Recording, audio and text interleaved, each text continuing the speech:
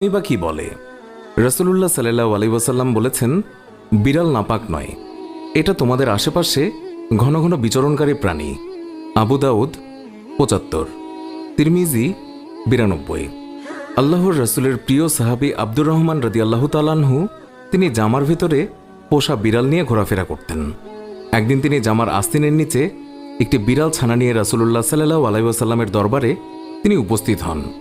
সেই সময় বিড়ালটি হঠাৎ করেই সবার সামনে বেরিয়ে পড়ল।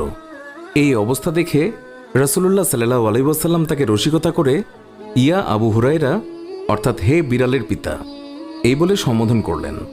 এরপর থেকেই তিনি মূল নামের চেয়ে আবু হুরায়রা নামে বেশি খ্যাতি লাভ করলেন। আর সেই দিন থেকেই তিনি নিজেকে আবু হুরায়রা নামে পরিচয় দিতে তিনি বেশি পছন্দ করতেন। আল্লাহর রাসূল সাল্লাল্লাহু আলাইহি ওয়াসাল্লাম তিনি যখন ওযু করতেন তখন নিজের ওযুর পাত্র থেকে বিড়ালকে